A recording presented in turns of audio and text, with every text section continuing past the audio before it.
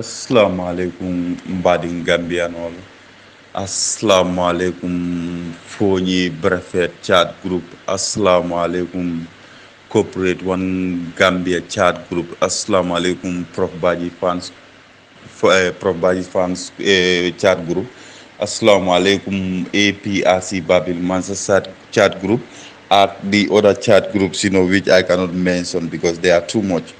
Mbal be konton na bake alnal badi mbangon Jolamansa wulta kairala almantinya na kairala so bin natale purunga kacha biare na kacha bita fanna minna wolom brahma munya quality so dol ka fay BMC nga brahma munya quality la audio moy jelo biram fala ngalon ko mo temmi yalon ko akalam tatale you can understand it because sakara ni kita ke bat intinga mara ke ba fo di be diamula audio la sakara ka for me along go is to sensitize people about a nation amancho ko itela un family korrati ti nyanta kalo ne be diamula nyamin bandanga jele maybe brahma munyakoli that is his nature lack of discipline and in nabe diamole camera nin kono baye momin tereng sometimes ikalafika kepa buraka na finti so that's the way I would classify Brahma Munyakoli so nimboda je Gambianol adiamo siata andun tanga mira is high time Gambiano be lo yeto nyafo nyoye you can understand kunum Brahma Munyakoli ngela audio moyle iko ikababili mansale criticize monati na kontolier ngata mama kande nimbota je atonu gano kabiri mbota ja ko mama kande elo ye faje lola galo ko kodoke ito bo kudi brava bude te buta brava ndata muy ke ba kataw imam kuma fodo ibe min folade ni la kam fatu ku be ni la nyin wuru go iko no budat na jamme ba fala kata mama kande because of wona fu lole bobulu kodo bobulu ko toja hada bo di bo tay ba iman nanda ite ka tutenne e ka understand le fes ngane jabi wo point lo because ila karawole manchita and ibe mi use can to defend yourself it shouldn't be you can understand kamira ko ite you learn a little verse of the Quran so that mean that you are everything no mbading to nyale ka sabati mo be to nyalon you can understand so ngane jabi babili mansa kabira kondole alta gano you can understand ama funtole te alta gano wole ke for flag bearer tide first inyanda ko le bundi dundi ko kono follow you can understand ako mole alta because it's based on talks you can understand alta lin carré join wo matin na ama fo mole alta carré ka la flag reality so inyanda ka wole bondi je follow you understand the difference you can understand andu kabira bode je babil mansa ko ngata GDC you can understand kabirin talk sol nata fo I confirm ta you can understand GDC akaw ko bi makoma may bi the flag prayer you can understand and yemi fanam fo comme ça babil mansa because of mama ko do min babul wala na ko ngata mama ya wo enjelendi wo atinna wo aytandi lan konte ko ite iman na to nya fola imu fan ya molti bu wala mo nyakole because ite kay janta ka lodne kodo matinna e ka understand nata kodolum barole kodo soto mamati fonde so we are talking about money baro access min soto no kodo to abe min sunya kan sani mama butewo safo soto lano nata kodo ila kulo ite kamin fo babil mansala wala te da babil basa ko takata mama ya then wo mu fan yalde ila statement no withdraw Jolamansa ko you are lying because baro is more richer than now mama. You can understand. Just the difference is Barrow is useless. You can have billions, but if you don't know how to utilize them or how to use it to benefit your people, will benefit them. Mama, with the little thing that he's having, he's not a president. He has been able to do a lot of things. You can understand in this nation. Let's be realistic. Nimbe diamukang al nga kamfa bondije nga banko la nyato samba. You can understand. Today I will educate you.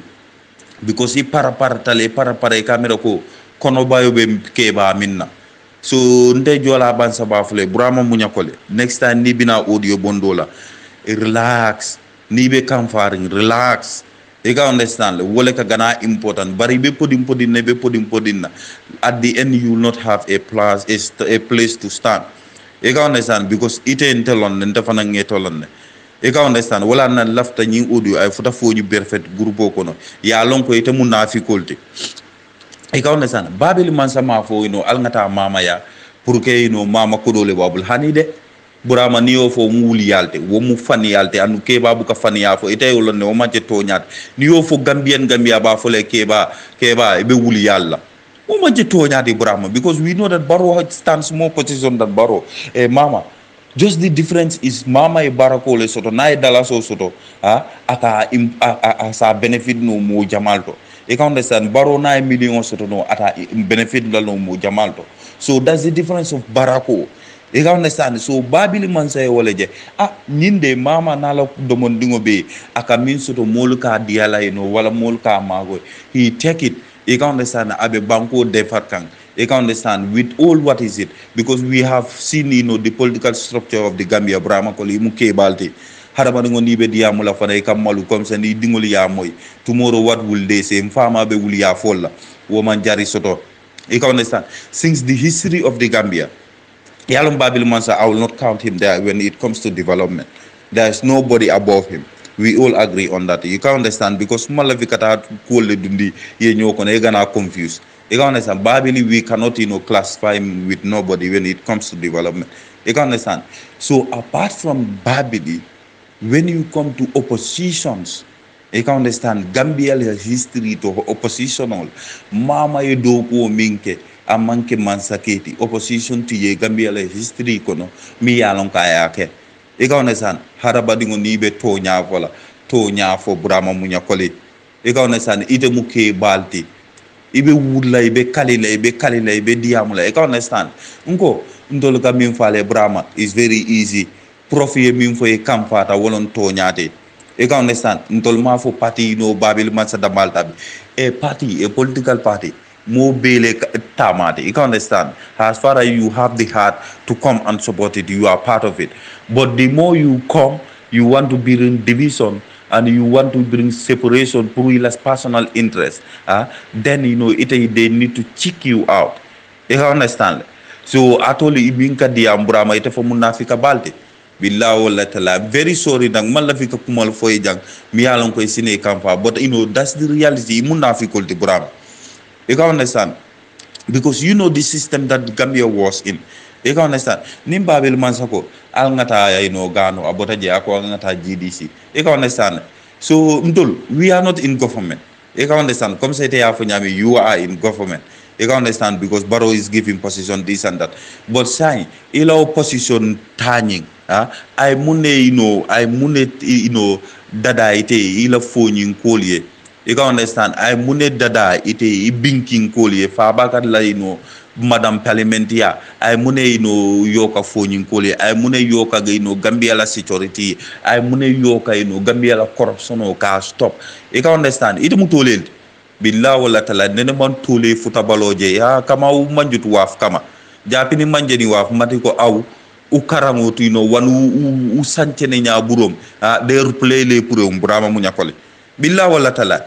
Because au kanya nu manje manju waf nu manj man kuel politique Gambia au anala lobti ya jama lobtu jabati mama kande because of sigode sana baju no because of what me de kane and Babel Mansa also is the development oriented lewlo mo kan na lob mana jomo lewlo so Babel Mansa lewlo mama bu mana jamfa mana jamfa yalla when it comes to politics yes it's politics nje am against of mama ipurela APRC mana ju ajume patela you can understand but I will tell you the reality that politics kati Gambia since history Gambia wa mama ngol ma achieve anangol ta achieve wa mama ngol makan anangol ta kawo you can understand I don't want to count about Babel Mansa because odiman sakunda yalla le ngolon ku tembe ku ko fam lewlo so ula ke jaka mislead be kana pour que muy be jay Barrow because of si rock na promise then u tep family le manji jode be waro lewlo everybody knows that the APRC belong to Babel Mansa you can understand APRC sumutu lewlol muy beka han over the party kanya muy ji punyo aw nu karan lewlol ana seni kar fayla manane he anya komani seni kar fambo lewlol ma ula burom roka njebe jog lewlol so nano sandi suran kar fambo pinibil aw emite nuy kurane karanginya bonelo men di karfa warantu han over mare anja kar fambo ni ne. So when we are talking no jono ke nu babu kwe sana sabali kole APRC di sanda wakan ko dugu purro lo that's not your concern. Sana sabali if he want to come to APRC today, he said that I want to come to APRC, who stop him? You understand? Edward is not interested in politics anymore, and I stopped it. Kokone be today mankone baby manku ramen APRC to work with Babilman will open the door for them. Yankubo Ture na bilembil mandoku sofo lenya manku sofo mi yankubo Ture is APRC. So I want on the log matiko and the APRC or level APRC sana ana sofuto de sana he did nonsense awla ko melobe wan sana kanum do ngonu juju nafika ya yol modi lobe neda anifada uni nja tembe ndu bañ ko ñi wara nu kat nafika ya biko leja mo ko ñi la ko te belo bi malaje andu ko ñi nu baje panku jam odi panku lobi matiko wanu ku lobi nya le malaje nu sanno bulaba mula ko li lewlo. So things are very clear, Buraba. Takum build tate munuma beka mislead bukana because we the FTJ, group your personal interest. I can understand, badingol. I'll sorry that. Barente fana mbe diam la jande ngata jana because yalo lafta I understand pour mulu coming for. I can understand. Ako itol la ta baroya itol baroy place ol di itol lale itol be do ko la man sakunda wol itol contantale. Nka wole faye. Nkai ko ibadi nka foji nka jellebe bataring under the occupation of the Barrow forces. Understand abadi jellebe keri ni lafta kata health sector to e buka gujara jel kendo soto. Understand mi yalan ko jolal de akol ko wolle defend pour woleta MPP fo ite yamara jolal mu hajil tawalde itele man hajo soto. Understand ite narre barkada dum yisanjo min ke jaman tenu sai sita tubabu sita Africa ibe la dimbali no makanje ibe topoto ka but niaje be sirinjan tubabu do how many years because you are useless my brother at your this age ite kamune proud ka foido kari beteng boy da brother si yeten ku molle a logiteti nde I used to invite me at your program the time it was very hard ite so nkana fe anyola ndengalo ne burama minyako de ikabim fonu adama baro ikabim kumol mim fay ite nyon nafiko te keri wala na baro mom ministerial post kilindial natol kam malunum atol bu kam malu imam haji soto because ibe sirinde nyilungol kono yaje ko APRC babil mansabe patiotala diata akuyatale because we'll organize a protest, a peaceful protest every day ngata fa baka tomontam la family cordato nga palato ko singa fa pati di jam fantungol lo matolde ndolle paretade e kamin fo yalo ite imunna fikulti andi lafta ka banko du nyoto andu kanund because ni jamu fot kuruma ku tampute ke kanu lobe mari ko kedi foji ji pare jaji kombora banosan nu pare yalo yo au tampute. Sorry for my word because that word only make me, but I will tell you that you understand. Brahma munyakoli Jolamansa nanu tampote amudundi nyol kedi foji kebi. You are sitting in Germany. What have you benefited to the Fonyi people?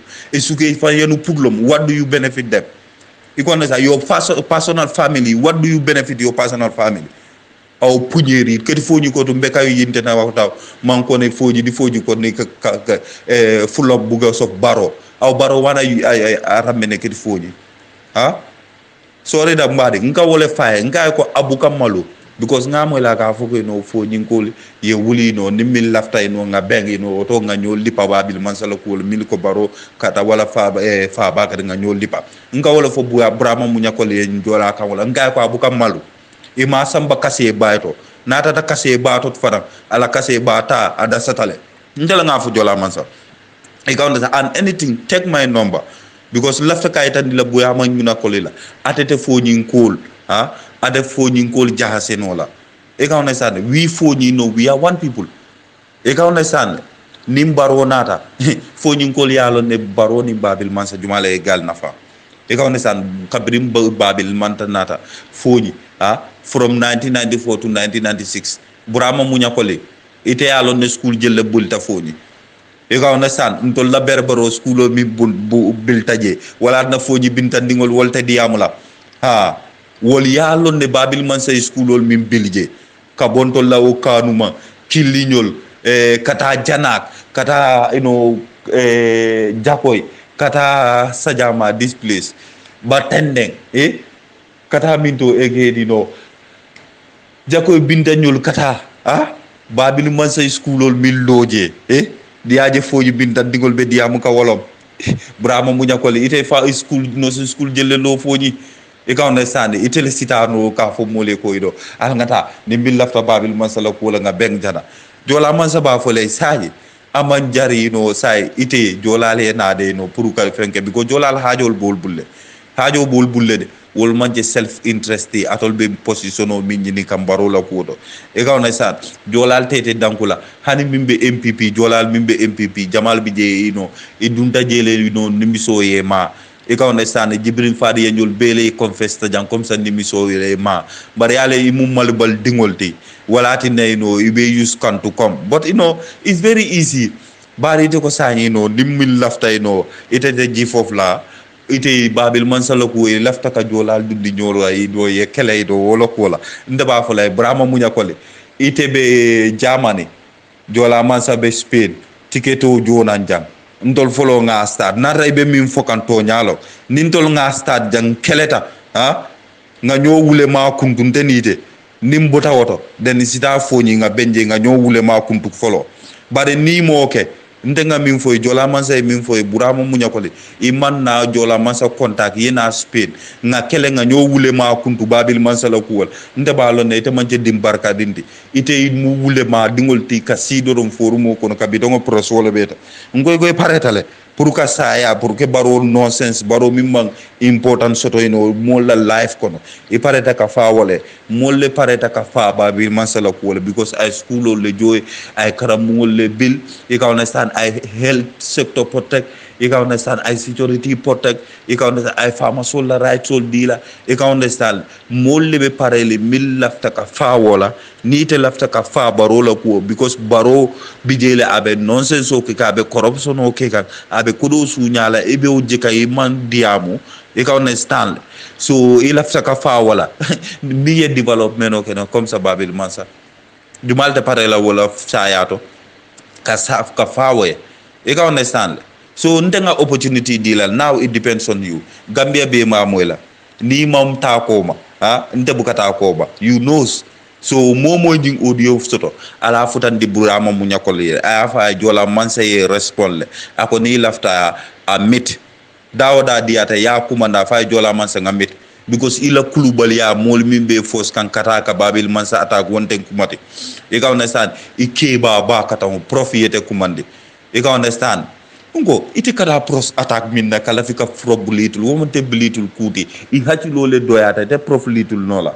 you can understand because ni aje mom munyano profite to nyamim foye wala ti ne no me munyano foye nata e prof jabi bari ba moy lal ni ma bay ntol fanangi no ultu bay aw diwlu be ja kap to kak bravo bu jokone abe kala ko tagum patiye yu muy be ka kajen bay fo sun sumutu nonu puñeri bari ñema pour bajum kapu ñakole e ka wona sada prof baji yete kumande e ka wona sada ita buka sada boddi go ngenje ninka yale mu tolelti sorry that for my word sorry I don't want to insult you that's the reality but sometimes sponsor for because ite kumol min fa jata nendiro la fo yetulo busa you can understand for nyaaye mini burama mu ñakole but I'm just taking it little to you because this is my first response because ninge muta kotaje ite diamula kotaje buyama because you are nothing absolutely nita mu fenneti you know the Quran you know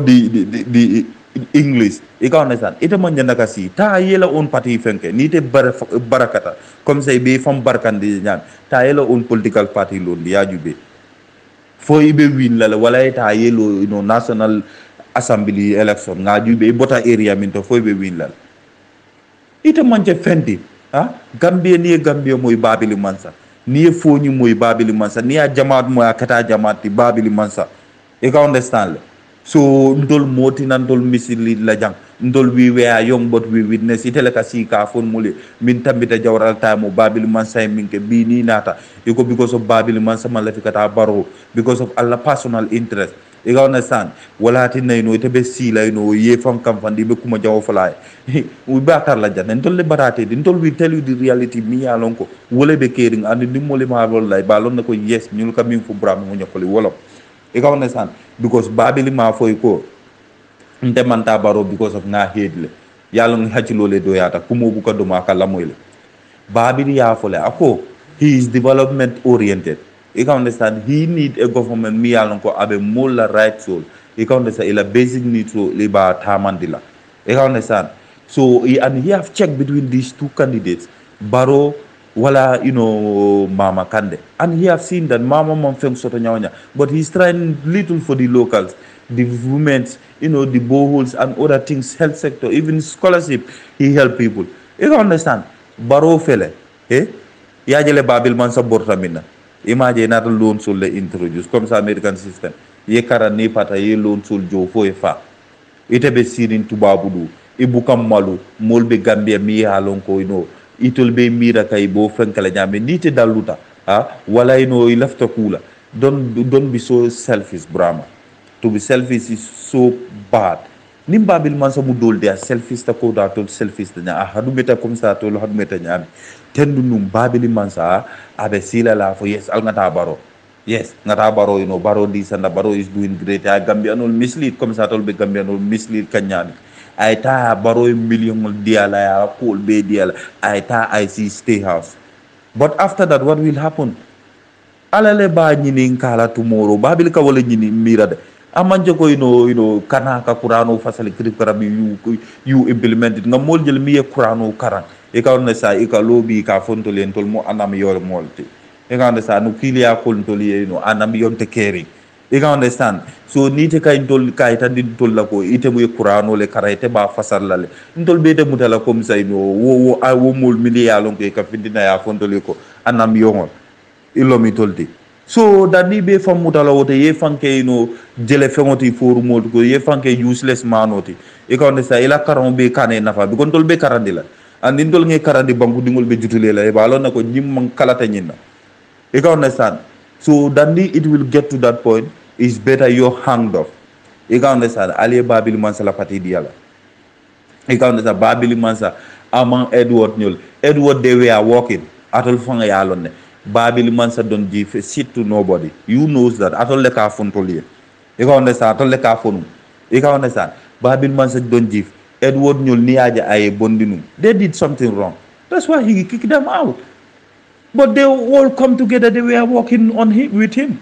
The only person mi man nan wolon sana sabadi. Because ate bujaw milla wala gana garauta. So you can understand. Ate borda. You can understand. And it's like that, my brother. So even a family could ride or even a place that you all own it. When there is always an agreement. So when you don't go out according to that agreement, my brother, there will be consequences after you. Wumudula building. Baraka fo mo ning kariya set. So we build si la comme ça baro ba ke kanyami. Ha ninyu le do ko ke nga babil man so bondi. Sa hani be million sunya kan ngejube. No. Man sa ke buka okay. Babil man sama badingol bulaje damin because of kuru yaye minke so malla nyanta ka advice ka encourage ay modul bulaje e ka understand babil nyol man sawul ni sananata biya kon kana APRC le babil man sa ba fala welcome e ka understand bare sana mam la fi politique la mantra interest Edward fana is occupied e ka understand ni wol interest wol ba fala no ye to la fa kana APRC bare bare it all force la no for they will talk behalf of them. You can understand. So ilan Africa ya Adam. You can understand. So nimmo fana ye kumande because iko prof ye kumande la ko saji kirib kara fo mun lafta sada bon la fo ta buka bon ita buka bon di bang. You can understand. Alaka kala kulke tomorrow you go and sit. You can understand. Aliyo fo you can understand. Ita kabrim prof bo fole ita nyanda ka fo prof ye direct teninte fonde. So bari nga lon ne wobe man nafa soto wobe mu kumol te mi yalon ko pour ka pros bu litul ndi e ka understand you feel big of yourself, feel proud, but nte is nothing to me because nga lon ne ko babili mansa sada fo mol sa bonde ay e ka understand ninte fon no hani ata man sadio soto ni wulta no nga kandi kilim sanno nga di mo lan koy koy no aldua ngo mare nga ngane sira ma fo alduanje nde nga ngane sidi babil man sala to la yala it's good my brother so ni moy ko sadale be mbulino babil man sa to yala e ka understand ni ta kila no no e ka understand bari te fon imon ko di prof la force it's so how can you judge that prof will miss you the money abe kalabanta yalla krib kara so hadama dingo nte one thing nte ka kodo di mo jamala on behalf of APRC you can understand but it's not important you can understand ka fo nte nga kodo di kala kari you can understand because I did it in the name of Allah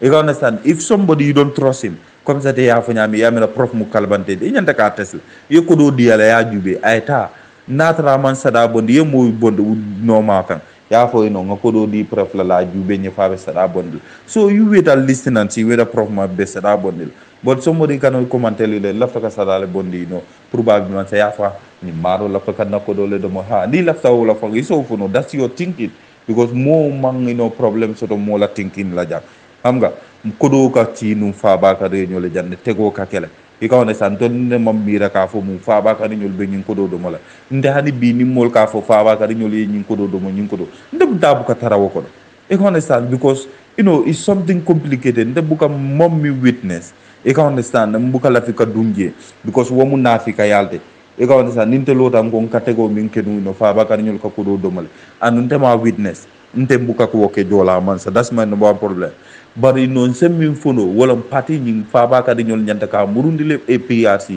babil man saleta because faba ka ñol le ka fon tole atol le fon ite burama mu ñakol mimbe diam ka yalon hatilo tela e ka diam le ñina e ka understand man de ka po baro ban ka jeka ku boy ku bete mbang bare pour kisi mom tak mu sunu sante nu jib aw fi janan la ko melo be babil man sa kile APRC aw no nu jinji mati koy no parti e ko na buron ku ci ne ku kila ukala ka ya kane nafika yali kan nafika yali baranu kan rewol aw nu babaj kunyi aw APRC babil man say ya wana kambi gambi aw nu kan ka hafel loba mu in your history of family akamiyo you today you can sit until to the point to say that my phony people if those people in Babil Mansa or those people against Babil Mansa or against Baro, let's come together. If you want, we can meet and fight. That's why I invite you. I tell you, I live in Spain. You live in Germany. It's just to take a flight. It will not cost you nothing, than maybe 150 or 100 euro for you to come to Spain. You understand? You come here, I will give you my address. You understand? I'm open. Then punuman German ta umaleja nam nyom. Nya nje au ni yente de nya Jolamansa njombo Spain. Pano sa anasa na banyu audio jibon burama munya kole. Ni man mata punyeri chibire no bonya beka jahase ya bukana because one jijomi di baro is totally failed. Mbadi ngol sorry de because ni mano fonse educate very well. You can understand? Because ni aje nying kamfa be bala itata mi ya barola wo ile failed ta an wo malo wole be galto walati na galbi be nying kamfa to kumol be foka. You can understand? Because kabe itol bida kam baroya iko inim baro kachata le iko be 3 ministerial post le didel. You can understand?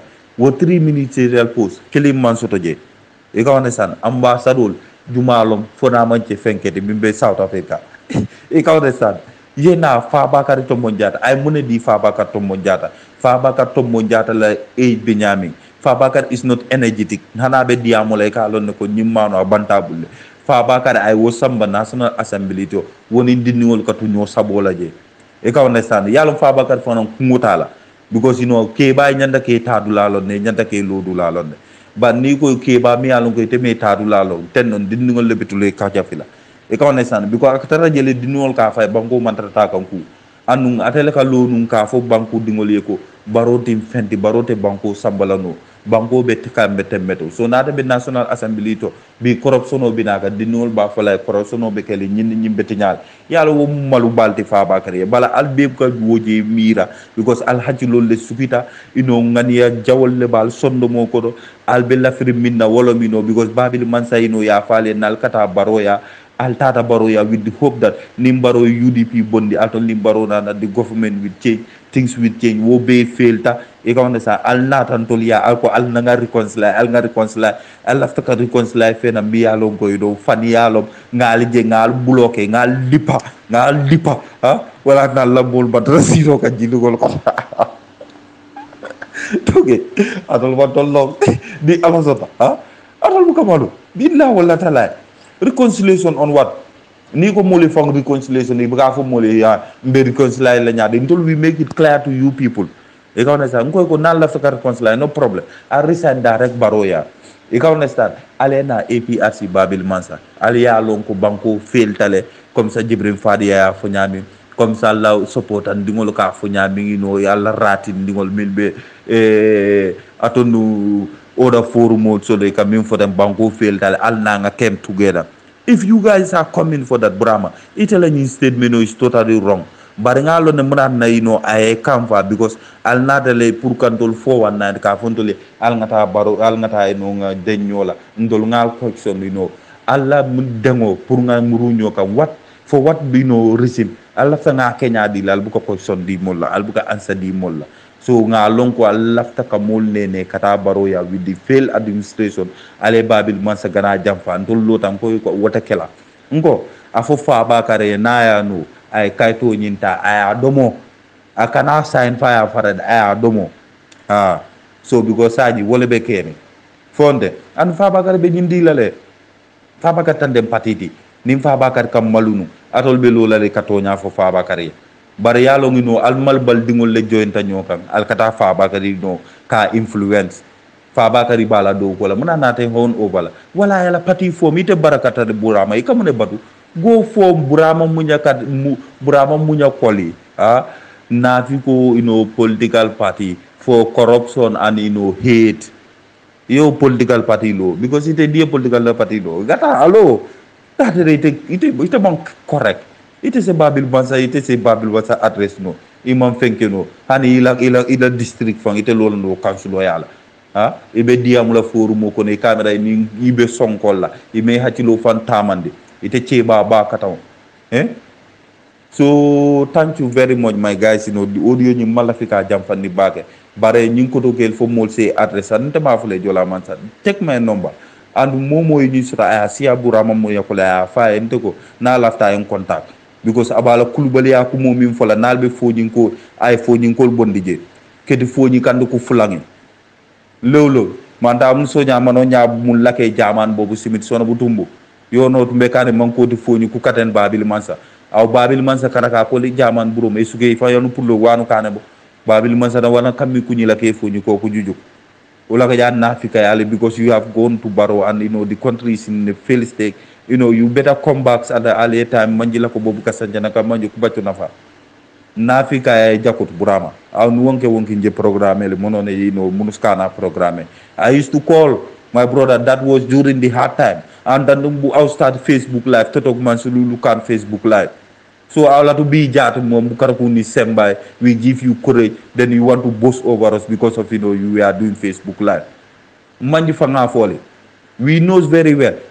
Boy enyap awan sun lobum baro kanja awnu punye you know yourself xam nga sa bopa xam nga fo joge yo do demati ci balo nga wax ne nañ dem support baro deka bi mu ndumu sone. This is not about phone yo lol la bëgg nga duggal ci sa bopa bu seral bi ya ma dega. This is about the Gambia ya ma dega. This is about the nation deka bi fu mu nekk ni baaxul ya ma dega. Corruption bi sàccakati reykati tapalekati jëpp ñu fa ya ma dega. Ñun lool lañ bëggut ñun APRC demuñ ci nguur because dañ bëgg dem ci nguur because nguur bi dafa ne mu jox ñu plan ñun dañ bëgg dugg ci nguur bu nga xam nguur bi suñ fa diggé Gambien yi yëpp dinañ fa am dinañ feel changes bi ku nekk dina am sa part fofu ya ma dega. Yo do rus so do rus do war ñoom fo ñi nañ dem ci Barrow yow military occupation bu nekk Barrow fo ñi ba léegi da ngay dem Gambia yëpp ba nga aaga man I was in the Gambia just less than 7 months back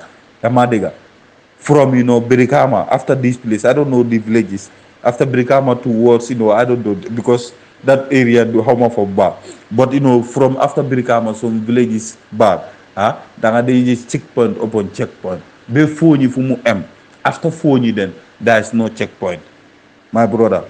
yow nga toog fii ñaata yees ñu ngi fight loolu pour Barrow mu jéene loolu yéen bu ngeen doon campagne ngeen Barrow soo gisee ñoo ñu fa UDP ñoo nekk si nguur léegi UDP nekkuñ si nguur bi xam nga naafika ngeen te doo leen bugg a wax dëgg waaye di ngeen dëgg bu ngi leen di wax tamit ngeen ne Barrow muy noo UDP moo fa nekk loolu moo tax léegi UDP bi nekkul si nguur bi loolu tax nguur bi nekkul di dox mboka nañ bàyyi yëfi naafi Abrahama mu ñakoli ñu xool dëkk bi lu moo dem Barrow munta yóbbu dëkk bi noo leen mun a forcer du dem so lu munta dem there is no way it can go yéen rek yéen la mun a sorenda ngeen ñëw wala ngeen nekk si gàcca si te dunda bi yëpp because this will be history of hearing an elderly man like you lie into the generation ñun nekkul ne affaire yaay Jammeh lu nga xam ne affaire Jawara da di nga ñëw nga wañu history bi loolu yi affaire yaay Jammeh ñun ñoo la ko gën a xam yow ñaata yees nga toog Europe ñun ñu ngi Gambia ñu xam baabi lu man sax du moo doxee broda demal toog soo xamante looy wax ñun xam nañ baabi li man sax bu mu jógee fu mu jéenee Gambia ba tey fu mu nekka yow soo toogee foo toog xamuloo lu nekk si Gambia noppil nga tëj tak waaw ñu xam Gambia ñu nga xam ne ñu ngi communiquer ak seen famille ñu ngi dem Gambia every time di visit and see what is going on ñooñ ñu wax yaa maa dégg corruption bu nekk di dox yoo xam nga ko soo nekkutoon naafika di nga si wax dara so I'm sorry nag but this is the first part of it dinaa ñëw second part so jërëjëf maa ngi leen di sant di leen gërëmi assalamualaikum warahmatullahi wabarakatuh king e konton bake ka foti kafo mol ngamu me konton Gambia din kendol ngamul me konton momo tona konton la king abaraka bake Africa tekalano Africa ti until unless ninga leaders also to me along they care about Africa, but most of the time munka ke problemoti nka good leaders sotole, but at the end of the day they use this so-called intellectual kajeko yela own movemental form kajeko ka African leaders currently like the dark forces wole ka taraduma ka kuol fuel ka kuol jahase bajelo ko fitno ina mala wosateto like yemu for something real Africa ni nata jibe in terms of natural resources we get enough. And the resources also told me along as Africa develop more than Europe. But Nina Tajibe is too sad. But Ikajumale they will use the same weapon. I call them weapon because they use African so-called intellectual kajeko wolsina kako mansakunda nyintibonk wala ya yo mansakunda overthrown wala yo president ototinya. So because of the white man or the West in nita fenala muyalonko wale bala banko kono say bajelo ko bina nafigia beta mandela kono because of few chicken change. So then we more like see diaspora most of the time they call themselves heroes. They call themselves heroes. That yes yalon tol mbijane tubabol tem bullshit tubab. Europe belongs to the European. Africa belongs to we the Africans. So therefore, anything we are along controlling decide what's good for us. But we cannot do our things without Tubabul, interfere. Then a lot of people,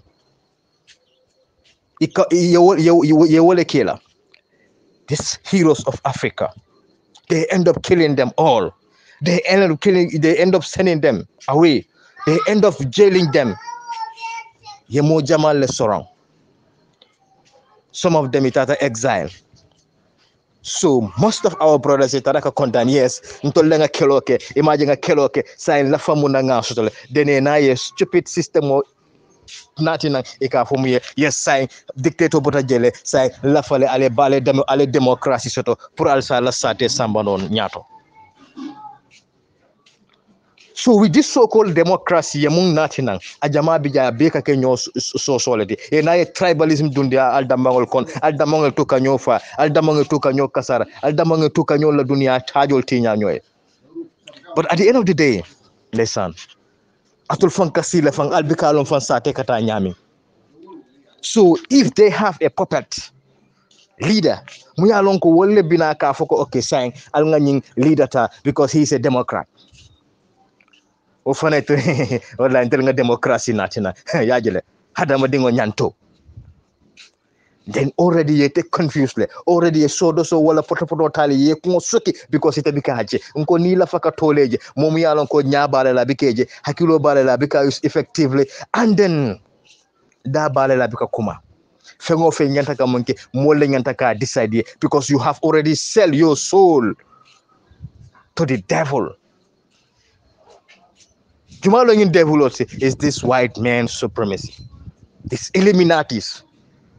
Ye fanta ye fan wafi wala because of why ila fale purito leke mas purite ke mansati purina alla resources all be ya big grab ya samba ila sate kono ila sate develop after next minute na figi ya samba na after few years ya jeko maybe ite mantra ila mol start complaining, oh Mr. XYZ is a dictator, oh Mr. XYZ no corruption we give him this that. Then the whole country na rise koteke. Hey, what already do program duma. Yo fana suksukuna. Ni wonata nan do na ay touching. So at the end of the day, mbetar la jim fit no le kono. At the end of the day, mbetar la ka nyo batandi. Boy, it's high time for us to use our brain effectively. For example, look at Babili Mansa. When he came at a very young age, at the age of 29, Sanji Mwaning Kononto. By then, as I know well, I just choose to chill, because 29 years, when we funding Keleti, as I look well, but no, he sacrificed his life for this country. Control bonding in Kono. But when he came, I could look until a world bank be Allah subhanahu wa ta'ala lebulo. Then he stood for it. Then he fought tirelessly. Yeah, attempt to kill him several occasions. Yeah, try le prukafa. And then the law of nature says you have to resist for you to exist. So at the end of the day, when you defend yourself against those common enemies, when you defend yourself, yeah, for no president of felenting I had a madingol nyanto tinya. What all miyalonko ye wole prepare purkanaka muka mansafa mansa nyanto tinya. Those people who voted for that president, emala nyanto tinya, and then those people miyalonko wole bo aerial. Female fana nyantol tinyaka because they cannot sleep well because ila my mantare comfortable ebe sirinda mi kijol be faraka so akamta ko yol fana na life fana violently. So now who is fooling who? Who is fooling who? My brothers and sisters, let us be vigilant.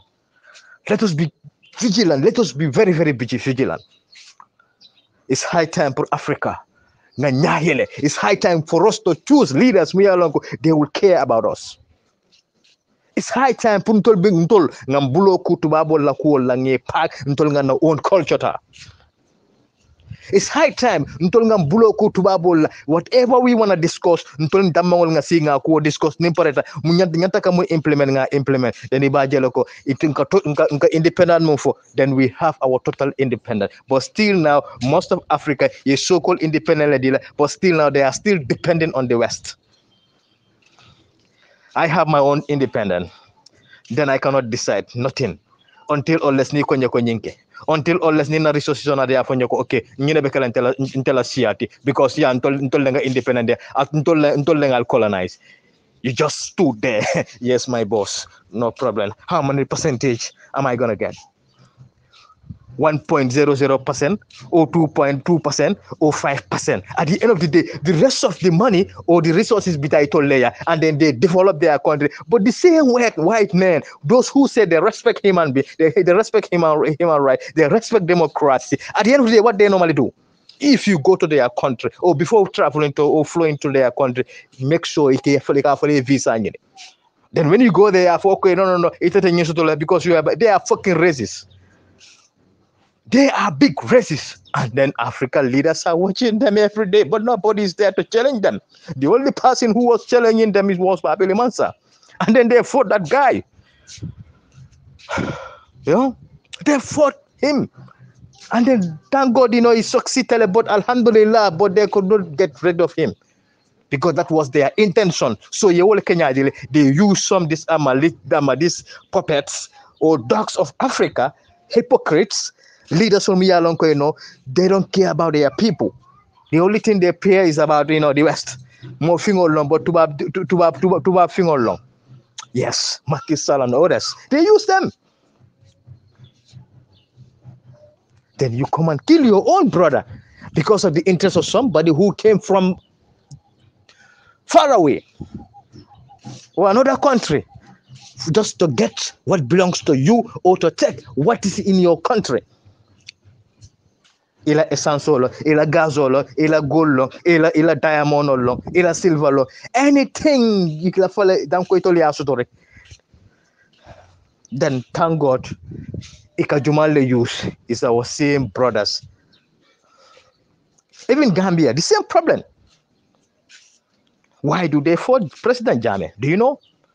Because ya kelele ka bondije ka jeko itolla famune bulo sila wala na kabre akwa abita sila kanila. They don't even want to give him the opportunity to go and sit kanila, to go and sit to go and stay in kanila, because they knew that Nim President Jammeh strategy, whatever ilafa kamunge ateta sonna wala, he will not accept it. So they have to sign black and white, now you can go. Then maybe after a few months, or you can come back again. But still now they don't want him to come back, because itolla famun still now email goal achieved no. Iman succeed no, but still na iba ko drag wala nang kabrina molko. Let us vote for this for Barrow. Unko gale, you people must be stupid and mad. This guy stood here. Ako, he alone cannot bring President Jammeh.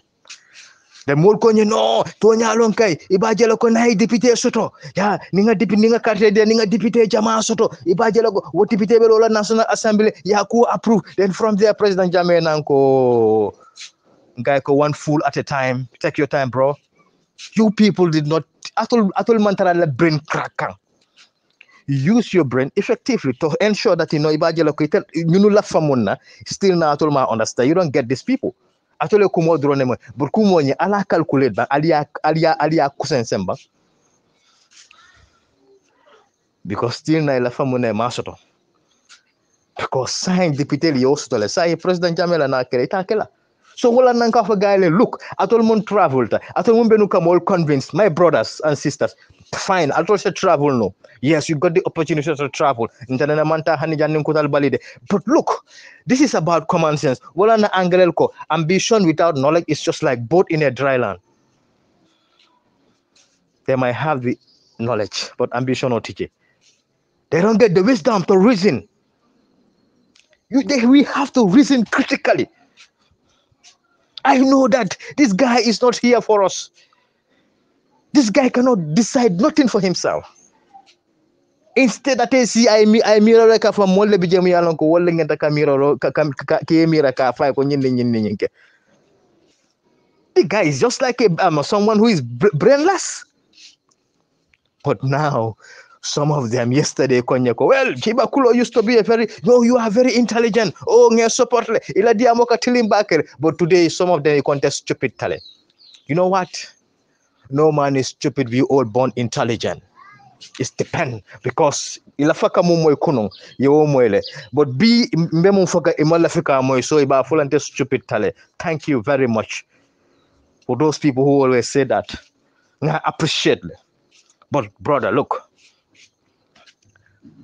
You can fool people sometimes, but you can keep on fooling all the people all the time. Itela miro danta dami do ta connecta jelo do fananta danta do fananta connected dunia betenne. So this West iman lafintol la development. This West iman lafintol nga progress. This West ilafa ka jelo ko still na tol nga tara duma. Wala na most of the time hani nale la documentary jibe. Most of the time near Africa bonde ku sabalon. Kelo le be keri o documentary o sasa o kelo. E kanyi tandi. But the good side of Africa, they will never ever expose that, because imala fimoli along. Yeah, miracle. Still now, Africans are sleeping, and then most of our people who get the knowledge and then the wisdom, no, we just gonna pay you much money or enough money. It is sijan because in my life you all London here, Finton and J in Africa. Why can't we open our eyes? So, ninga leaders to me along people like Babili Mansa. ate lotale ka joko he will stood for Gambia, he will stood for Africa, and nyimma lo Gambia drone he stood for the whole world. Hani bi ala manke dunia fanga ya file rek. Hey, look, mole manke tamu ya lonko na kalole kato nya defend. Perfect example of thing. Like kabrin yim president Adama Barrow, nka kumandi made in Senegal, kabrata UK when he was interviewed by a journalist, about this gay and the lesbian stuff. Alo tele dunia be nyala ko. Ako wo is not an woman ke problem not. It will faka luwa da mu yalo ko mol bebe kunna konole. So technically waka mu itandila hey ntema wori nte dan ko ale ko do dinara ntenga samba na de ke ninki nyo fadi Costa Road Johnson odo ndati je hani sarakunda westfield na de te nyo tibonje nte dati je dana ko lafaka luwa na dum yalo ko mote mo batandila wonyon kafiri ala be keri and we the Muslim support that and then Allah subhanahu wa ta'ala mo ne fo moleke wude yato lut kan kella barola ay banko sikale fo santo ay wol mol halaki and wo halako ni wole be dunkan Gambia kono jang ali amira fo ka fo drong banko le farta wala jole dun dawolo halako de halaki do bi jake ke konkoleti anim bata because la bango fay bi kalon Gambia fanka sa be bamban nin kaki ka men ne concrete ko ni betongo mix nothing absolutely is going everything bambantale everything be bambandine but still now iko ngawo makoy wala na brother king ntol lota ko gayla look ntol te bulala nyin ko kono because if you guys are not thinking the future generation of our people or our children, we are thinking of our future generation.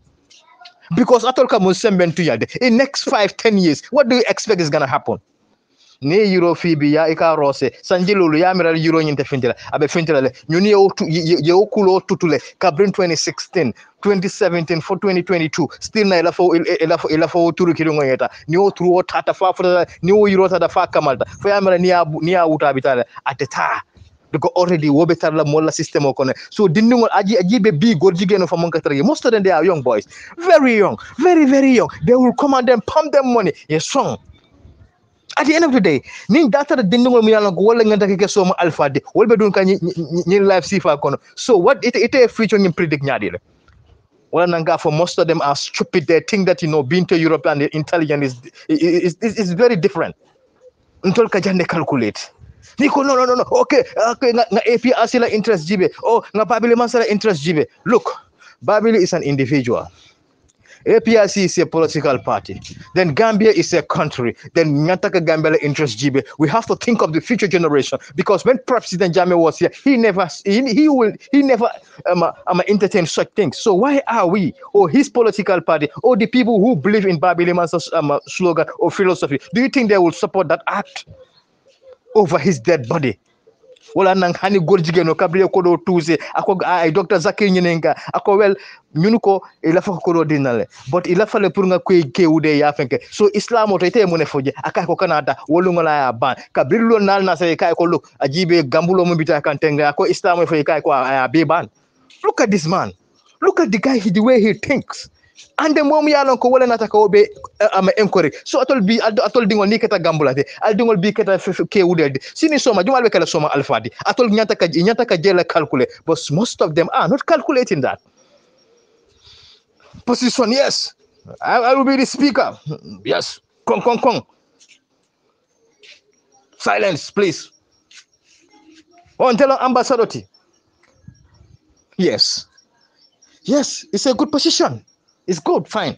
But at the end of the day, fatol se o system o stop no bank. Watol la kafunyima for yo hani sign ayemu sign before hani sign ya boycott the bank. He will never gonna boycott it because else all ala defense be all level.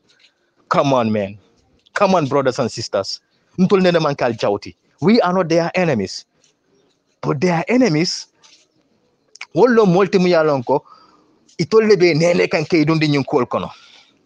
Well, we are not politicians. I am not a politician, rather. Ntol nata for a mission. Our mission is ka Gambia bondi nyimbulo kono. We just want to liberate this country. We just want Gambia to be Gambia. The Gambia we used to know before, it used to call the Smiling Coast Africa, but be Alajibe, the saddest coast of Africa. Prosecution, bam. Lesbian and then gay stuff, bam. Criminality, bam. Everything is in mess. It alone na from Bulubani, Marani, Singoni, Dapato, Kungolbedami. You cannot even tell. And the Gambia used to be a very nice place. Alhamdulillah. But kabri ni mol na ada borola mol na ya islamo folele dafo atol lo nal fa natara tol mi mol tim yalon ko al silata alal wolu ngol fa ngata kal bulo ko ya ko hey mona nye mona natiba atol mi yalon ko atol le 40 atol mi yalon ko atol le alalo ale mone fo al yahudo ni nasara la koto ay hal wonle sanji wuli kili sanji chemena ni koma ko kabrin qur'ano jita anin fen koma ako al yahudo tal bulala itol be mun kono il fa le pratole tungo kono ni ale ya tol kibari wala ni ale tol be kibari wala mun dunia na flole batinal tol nga nyima sakundano mo mu yalon ko yewol encourage. So which means we are empowering the same government pour yo aksifake because of tribalism based all nonsense. The most important is Gambia. Let us rescue this country. Let us rescue the future generation of this beautiful country called the Gambia. It doesn't matter Jumalon Jumati, but Gambia is bigger than each and every one of us. We have to focus. We have to love. We have to care about our people. But be alajibe abenyami. Be alajibe be dinol mu encourage. Ale dina je tubabol al yahudol ni nasarali e bulo dundije ka dino sembente salon dina batra balo woti. Because ika molle program pour wol kana kela ko na te pour ka je ka kila sallallahu alaihi wasallam anin kila la sunna ka otinya fatol ka fal ko albi ka ojiba fal ko hagilol tala pour ka ko sensen hey suru wale kuma kelen fo iko ko nampo mer do gis cheb wallahi ni keke o mi ni be krinte la bi ka chebu jeno krinte keke o yemum mi wallahi ni be krinte la iko le krinte woto kanam fanya mandin kanam fanke bulo kono moti. We have all means. The best answer is let's go back to the Quran and the Sunnah. Mbajelale. So saying, natara ntol mo fingol, nkomal lam fangola, nkomal lana karam fangola, nkomal lana adola, nkomal lana dinola, bin kana wandi adoni wandi dinota, nkonka wale sementu ya, alhajibe kabrale wandi adota. Wolon democracy. Ale mone soto. Amantara karasikal kamba, audio be record le be nyo banen. Wolo manta be ngoti oto Gambia manta man ben tole andu yala jibe ya dundi satel mum be kono asatel be nata kasara asate jamal be nata kasara kam to ko hala ko lema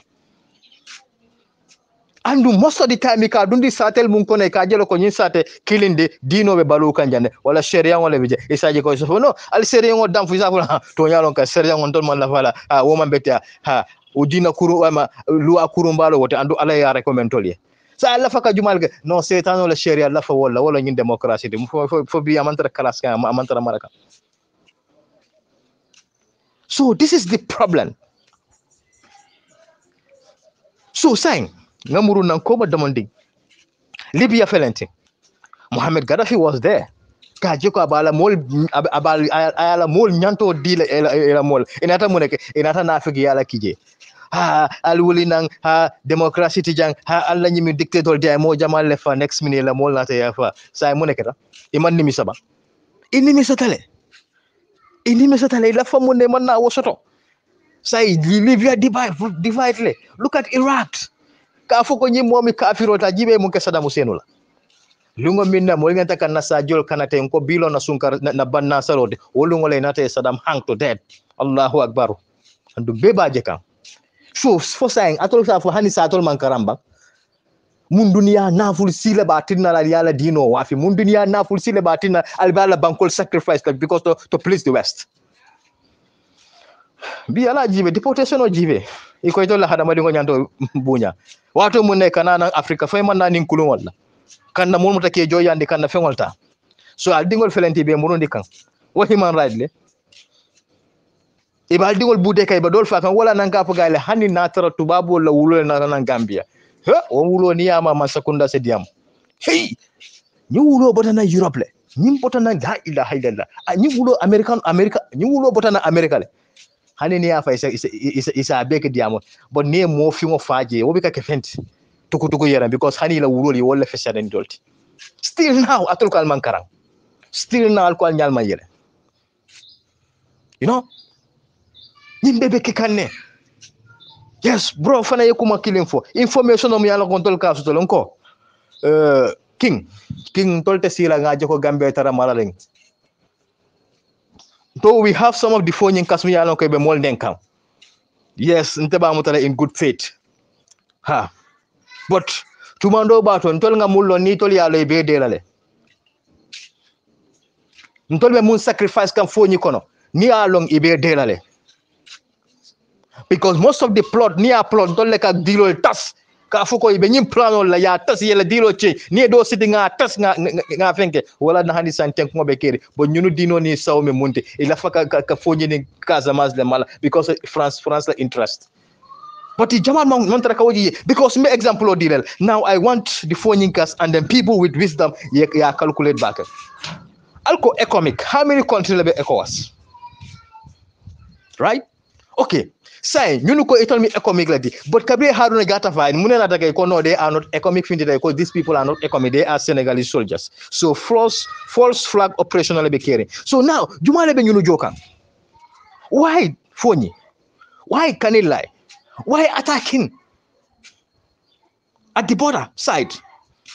Then there is a agenda mu yalon ko wala bitaka fo ngi drone border soto kaza ama kadun kaza maso muna ne manta bolon ko ne ya loje. Hey, ñunu be batteria munna, we are not gonna allow them to succeed abe jarne mol yele nga fa, but we are not gonna accept these people to burn down our village or our region because of France la interest. They know what we are talking. Ya alone entol kamumfo. Ya alone ne ko exactly kamumfo wala be kere. But all these stupid people will start and then insult us. We don't care about what they say, but the most important thing we are going to inform our people. Wala nan kabra ko param tol dunta wulo kono. Na informational fintin nan ka tandi molla ko nyebe kering. Dole audio bondi. Ka fo mole ko ha albe mo kan fandola. Haninte fama ay wo fole. Albe mo kan fandola. No. Hey ka bankela banko kanobe ala batole kono. Falkal man lawo kumo laba. To love your country ala batole woti. Hani sojaria niyake ni limani yaka ala batolong. So we are here to save this country because ngalon ne ko kebal almost momo sanji tan woro balu fengo felata je bonu solo. So ntol mi yalon ko we are less than that. We are going to protect our nation at any cost. At any cost, as a neo sacrifice to ensure that we are going to rescue this country, no matter what. It doesn't matter who is who, but we have to rescue the Republic of the Gambia and then the independent Lafaka Tale back from the Senegalese. It's too sad. Be Gambia kono jambi. Mbemune yuskang mi alon control the tamu. Nothing absolutely. Not our communication. Our health is dead. Nawek is dead. Napsin fango drone bijam. Na poso na dimbayal. Ha. That's all. So alko ntol nyanta kandele ha ngoma sakunda sifa support ha because of Babili Mansala interest. Babili is a pan-African. Babili will never ever gonna support this kind of system. I knew it. Because he loved this country. Babili Gambia se jaray no ay kumbo. Labongo kabra bidagang ako dinungol ni musol. And then be dinungol ni musol bataka. Gambia dimi telephone labongo brother billahi wallahi taala ni wato ko no mono kajar bakele because money keta the country best abe bambandine. Ni wato mono kajar bakele mo kanene. Gambia hatale billahi wallahi ni family babe mo mbule bikabaluno. Kafumole ko yes okay say nga Gambia develop say nga sarari la fale nga nyinkele adunta janga fintina janga at the end of the day ni nata cibe fa hanna tare mun sarare sifale la fa bonni baga social da natara mul mi yalan ko wolle bina sarare mutala wobe kala modan tanade so mo mu yan ko mantara ka an government bulu wobe kala nyaadi le still now batale be kala but we have stupid people mi yalan ko they don't think straight but anyway dunia be tende ha tumando bato ni ale morso sima bani jata kendia mbe sira fana mba lungo folale but bro kana worry we don't care about these people mi alon ko wolle be diaspora talking nonsense ntol wo man kan tolla problem te wo man kan tolla agenda ti mollo mi alon ko kala flaka mol distract but ntolla do ko te stop la no we'll keep on pushing mba push la fo lungo minna ala ben kala mun day okay but we will never surrender, we will never give up. Tonya more become more Joe, but we are sacrificing our time, our energy, our credit, just to ensure that information of the Mola Ali Keku, because we are dealing with people whom they are very wicked, dark souls. So iko moleta Adama Barrow support. Wala nanko momo yenye Adama Barrow support ikike wude yale support. Momo Adama Barrow support, which means ibe Gambia dundi kankoli yale kono. Momo Adama Barrow support fengo fen ketam yalon ko ambe tete dayte fonan dale pas ite fonala percentage bijel because momo wulo support ite mulolti momo general support ite mi generalti momo dolo minna support ite fonami mo sifalti because ite ba iba mari encourage kan pour our sifalti what we have to use our sick let us think of tomorrow. There will come a day Allah will question us our deeds na baro hani na se doya ko jaje ke so wallahi alazim ala be mol konti bola wana nga fu malla fi kan na bade kan na kaburo dibindi woto mba fulale ko assalamu alaikum wa rahmatullahi ta'ala wa barakatuh.